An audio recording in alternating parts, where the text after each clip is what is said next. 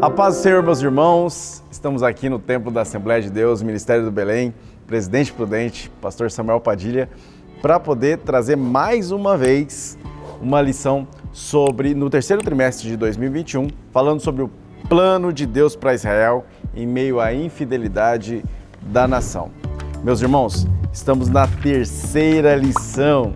E antes de começarmos e falar sobre a lição, eu queria novamente justificar a ausência do meu irmão Diego aqui no nosso lado, porque ele precisou ficar isolado durante alguns dias, mas o isolamento já está acabando, graças a Deus, ele está muito bem e continuamos na oração, aí força para esse meu irmão Diego, que semana que vem já está conosco novamente, por isso vocês não precisarão ficar com muita saudade não, fica tranquila. Bom, na nossa terceira lição falaremos sobre Acabe e o profeta Elias, dois personagens em embate direto.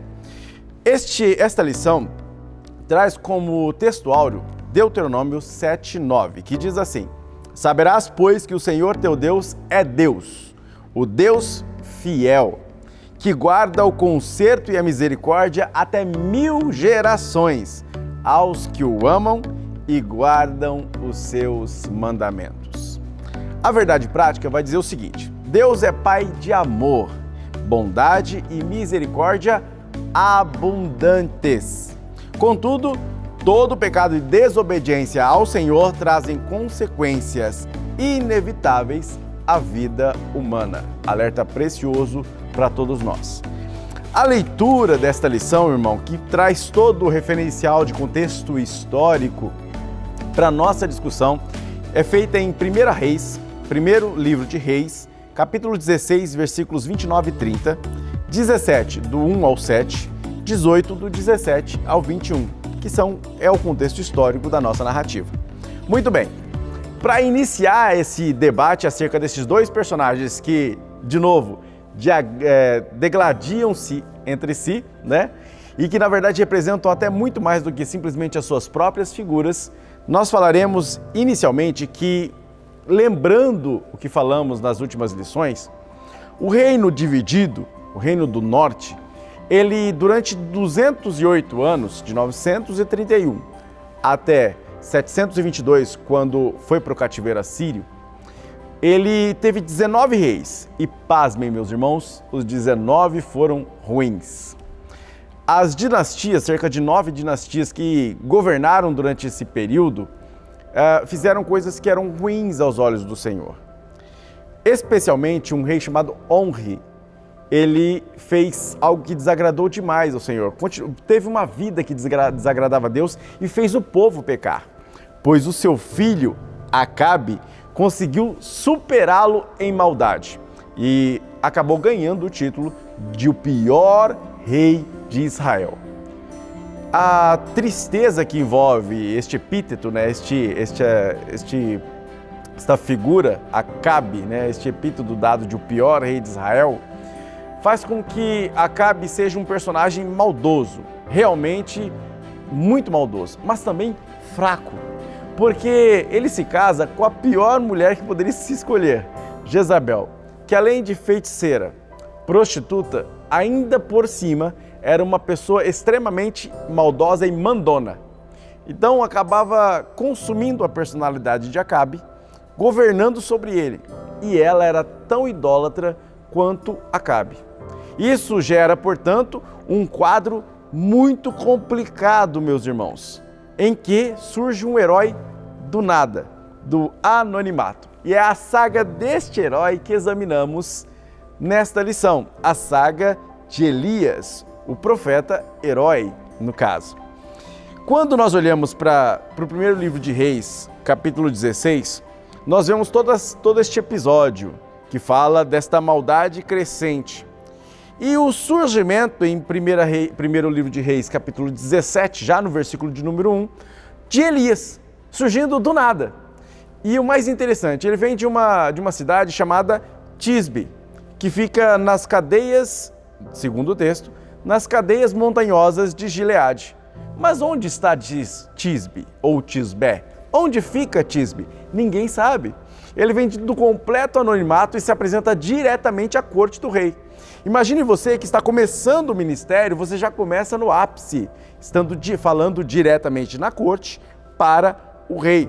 Portanto, nós temos todo este confronto de um profeta que surge do anonimato para o estrelato em um dia e se apresenta diante do rei, já dizendo com ousadia que, segundo a palavra dele, não choveria, dada a maldade que havia no coração, tanto de Acabe quanto de Jezabel, que induzia o povo à idolatria. Portanto, esta é a saga do herói que começaremos agora.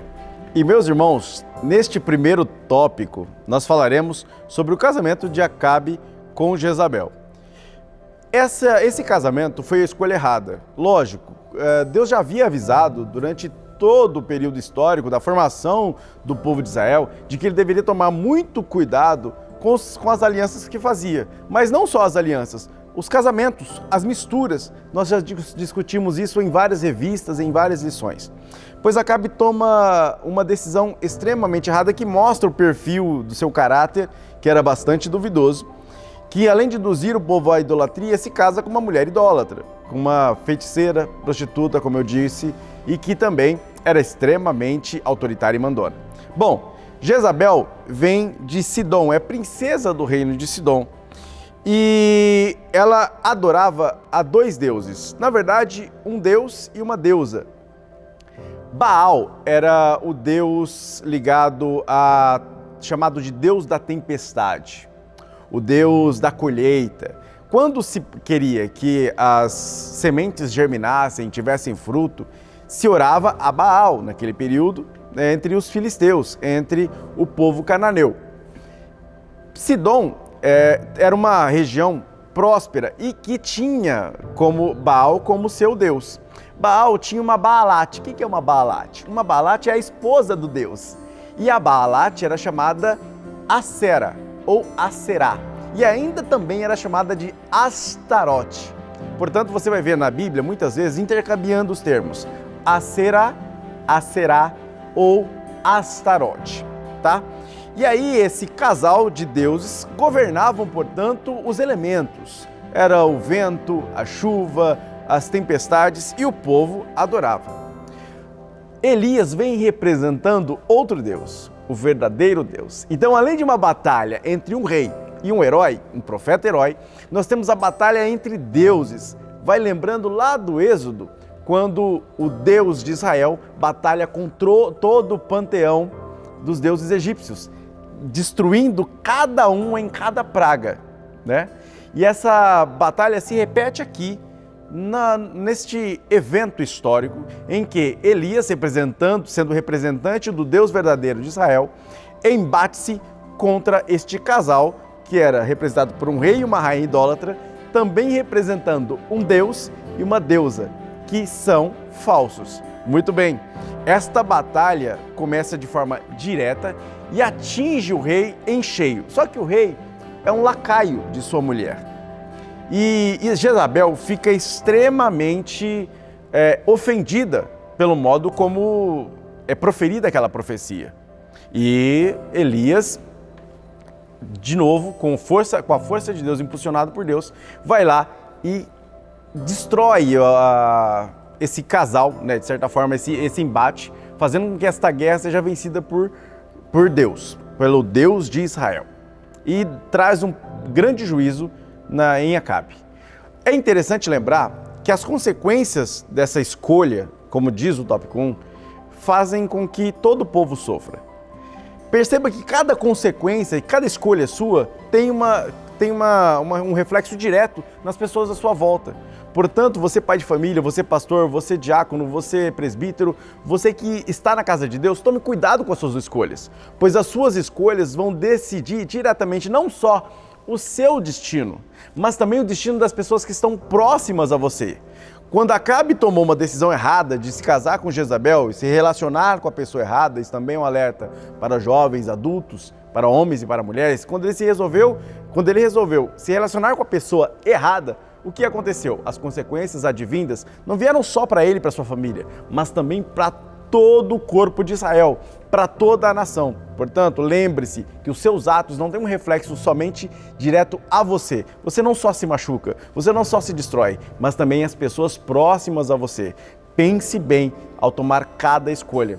E se você tomar uma escolha ruim, como a que Acabe fez, escolhendo uma mulher que era perversa, que era injusta e que incentivava ainda mais os aspectos ruins de seu marido, você ainda tem um agravante neste caso. Elias, quando combate estes dois, está diante de uma mulher, como diz o tópico 1, tão perversa que ela cria um ardil para matar uma pessoa simplesmente porque Acabe estava choramingando porque queria uma vinha, a vinha de Nabote. Pois bem, toda essa história, e aí você conhece o contexto histórico, faz com que esse casal seja ícones da perversidade. Elias aparece mostrando que estava acabado aquele tempo de perversidade, que isso já tinha deixado Deus enojado. Muito bem. Inclusive, Elias faz uma profecia direta a Jezabel, dizendo sobre o fim dela, que os cães a devorariam. E aí, quando ele faz isso, ele usa o nome de Deus. E aí vem aquele contexto moral. Poxa, mas Deus dá uma ordem tão direta, ao ponto de trazer um fim tão trágico como uma mulher como essa, de que os cães a devorariam, ela não teria nem sequer sepultamento. A gente tem uma visão muito limitada de Deus. E isso está em todas as mídias. Você vê muitas vezes as pessoas com o falso costume de imaginar Deus assim. Olha só os dedos da minha mão. São dedos com tamanhos diferentes. E as pessoas pensam, não, Deus ama como esse maior dedo aqui. A maior quantidade do seu atributo está totalmente direcionada ao seu amor. A justiça de Deus é como o dedo mindinho, ela é flexível, porque o seu amor governa. Deus não é assim. A soberania de Deus é como o dedo anelar. É diferente, por exemplo, de sua capacidade de relacionamento, que é o indicador. São graus diferentes. Não são assim. Deus é reto e justo. Meus dedos não ficam tão retinhos, vou usar o punho. Tudo reto. O mesmo tamanho que Deus tem para amor em seu atributo, também tem com relação à sua justiça. Deus ama na mesma medida em que é justo. Deus é santo na mesma medida em que é amoroso, em que é bondoso. Portanto, não há um atributo que seja superior em Deus. Todos são iguais. Ele é o absoluto de todas as coisas. E muitas vezes nós incentivamos demais um atributo de Deus, ou olhamos para apenas um atributo, e aí acabamos adorando ao atributo e não a Deus. É como se fosse adorar a criatura ao invés do Criador. E o que é isso, irmãos?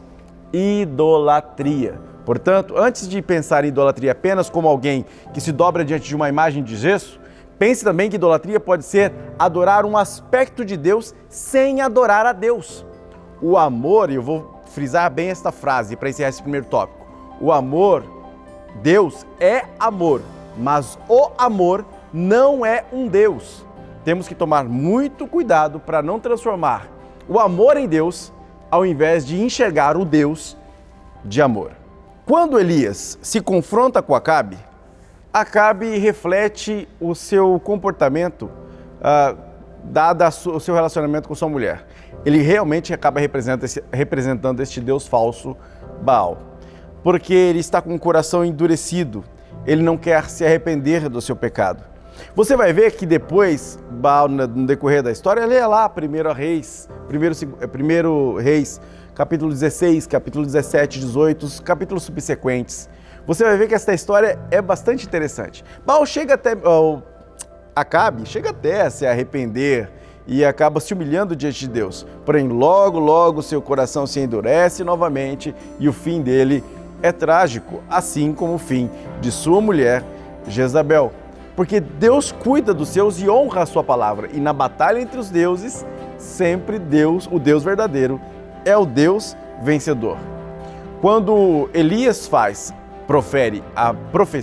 a profecia diante de Acabe, Deus diz a Elias, olha, beleza,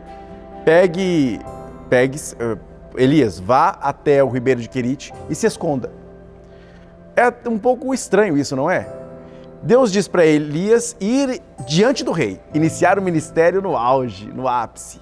Mas aí, de repente, Deus diz, não, agora que foi dita a profecia, agora que está tudo cumprido, pegue e esconda-se. Vá para o anonimato. Isso vai treinar Elias. Treinar Elias para os outros encontros que ele vai ter com Acabe. Ao ponto de que nos próximos encontros, lá em 1 Reis 18, quando Elias se apresenta a Acabe, Acabe está perturbado já pela figura de Elias. Elias já não é mais simplesmente aquele profeta que aparece do nada. Elias passa a ser reconhecido como por um título. E qual é o título que Elias é conhecido? O Homem de Deus. Olha que título maravilhoso para ser utilizado.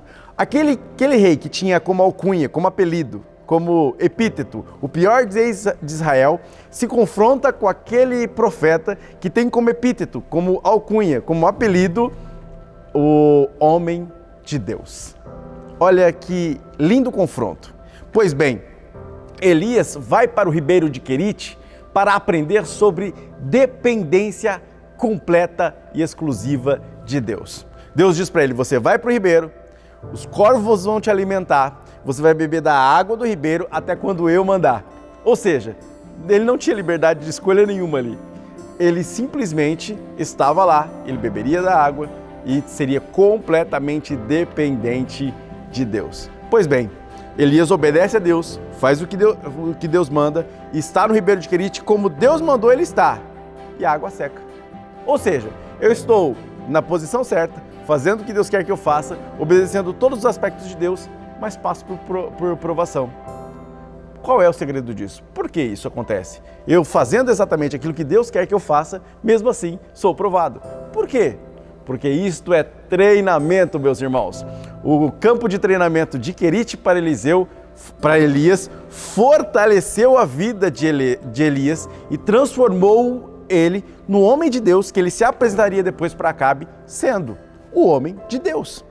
Pois bem, este Acabe era um apóstata, era uma pessoa que estava com o coração tão endurecido que não mais queria saber de se arrepender. Às vezes nós perguntamos, por que o diabo não se arrepende, para com toda essa bagunça e se reconcilia com Deus? Porque ele está em um nível de apostasia que não cabe mais arrependimento. Não há desejo algum de se arrepender. Acabe estava neste nível, não queria mais saber de se arrepender. O seu rio espiritual, a sua vida espiritual estava seca, tão seca quanto ficou depois o ribeiro de Querite. E esta seca que invadiu o reino de Israel também habitava no coração de Acabe. Temos que tomar muito cuidado com o risco que há de nós secarmos espiritualmente, pois Acabe acabou sofrendo as consequências de suas escolhas e recebeu dentro de seu coração esta sequidão que destruiu a sua vida espiritual e, infelizmente, tirou dele a possibilidade de se reconciliar com Deus. Graças a Deus que nós temos, através de Jesus, a possibilidade de nos reconciliar com Cristo, assim como Paulo diz lá em Romanos, nós nos reconciliamos com Deus por meio do sacrifício de Cristo. E aí sim, nós temos a possibilidade de viver para Deus. No primeiro ponto, nós observamos que as escolhas erradas de Acabe trouxeram consequências difíceis para ele. E não só para ele, mas para todo Israel. Essa grande seca prevista por Elias faz com que não só Israel sofra e Acabe sofra, mas o próprio Elias tem que passar por um treinamento. Quando Elias passa por este treinamento e se torna este homem de Deus, e fazendo aquilo que Deus queria que ele fizesse, também passa a ser aprovado como parte desse treinamento, Deus manda a ele ir até Sidom para uma viúva. Observe que eu falei Sidom, é do campo de Sidom. Sarepta ficava em Sidom. E quem era a princesa de Sidom? Jezabel. Deus mandou Elias diretamente para o campo do inimigo, logo após prová-lo, mostrando que na terra do inimigo ele seria reconhecido como homem de Deus. O que acontece na casa da viúva de Sarepta? Além de ele pregar para a viúva, olha, observe, ela não era judia, portanto ela não cria no Deus de Israel. Teoricamente, a crença dela seria em Baal e Aserá. Porém, Elias prega para ela e ela acredita em quem? Em Elias, no Deus de Israel. Ao se converter ali aquela viúva, ela prepara o bolo exclusivamente para o homem de Deus, fazendo uma aposta basicamente, dizendo, olha, ao invés de eu e meu filho comermos e morrermos, eu vou apostar que o Deus de Israel é o verdadeiro Deus e vou deixar de lado Baal e Aserá, que teoricamente não me provieram até agora a colheita. Eu tenho seca, e se eu tenho seca e Baal Aserá não está atendendo, eu vou apostar a minha vida agora nas mãos de Elias. Olha a responsabilidade de Elias. Tanto é que Tiago fala que Elias orou muito para que chovesse, para que não chovesse e depois para que chovesse. Elias tem depositado o pão nas suas mãos, o bolo nas suas mãos, e ora a Deus, e o azeite da viúva não para, e a provisão chega. E aí ela começa a reconhecer, peraí, este é o Deus verdadeiro, e este homem é um homem de Deus, mas ela não chama ele de homem de Deus ainda. Observe que ela vai chamar ele de homem de Deus quando outra coisa acontece, o filho dela morre. E aí ela pede para Elias, olha aí, o que aconteceu? Eu acreditei no seu Deus, olha o que aconteceu comigo, meu filho morreu. O que Elias faz? Faz um pedido extremamente ousado a Deus. Observe que em nenhum momento da trajetória de Elias para trás, em nenhum aspecto da história registrada na Bíblia, havia havido uma ressurreição. A primeira ressurreição era um fato inédito, que era um milagre inédito. Elias pede a Deus algo totalmente inédito, que nunca teria acontecido no decorrer da história. Mas ele acredita que Deus é capaz de ressuscitar pessoas. Então ele deita sobre o menino, ele pede a Deus e o menino ressuscita. E ele entrega este menino vivo à sua mãe. E o que a viúva de Sarepta, que fica em Sidom, cidade onde Jezabel era a princesa, diz para Elias quando acontece isso? Agora eu sei que você é um homem de Deus. Temos aqui a comparação no tópico 2 e no tópico 3 entre um homem de Deus, que é de Deus, treinado por Deus, e um homem endurecido e seco espiritualmente. Quando nós olhamos para este embate, para esta guerra que há entre este homem de Deus, que é alimentado por corvos, que passa por provação, que pede algo inédito a Deus, que é treinado para ser um homem de Deus, e um outro que está seco espiritualmente, que deveria ser referencial de espiritualidade para o seu povo, e que na verdade acaba sendo referencial de idolatria para o seu povo, nós temos uma guerra entre esses deuses. E quem vence esta guerra entre o Deus pleno, verdadeiro, e um Deus falso, que nem sequer consegue fazer chover? Ora, nós conhecemos muito bem essa história, que vai se defrontar no próximo episódio, quando nós formos falar na lição 4 sobre o embate direto entre o Deus de Israel, representado por Elias, e os falsos deuses, representados por 850 profetas de dois deuses, um casal de deuses falsos. Mas este episódio vai ser a nossa próxima lição, que eu remeto você a não se esquecer, e para você não se esquecer é fácil. Ative o sininho de notificação, se inscreva no canal AD Prudente Oficial, que nós falaremos na próxima lição sobre isso. Basta que encerrar esta nossa digressão, esta nossa fala, lembrando a você que você tem uma escolha entre ser um homem de Deus ou ser seco espiritualmente, mesmo tendo o título, muitas vezes, espiritual. Acabe era representante espiritual do seu povo e talvez pudesse ser o representante direto de Deus. Mas não foi isso que ele fez, não foi isso que ele se tornou. Ele se tornou e fez tudo o que era mal diante de Deus. É uma escolha, a escolha é sua.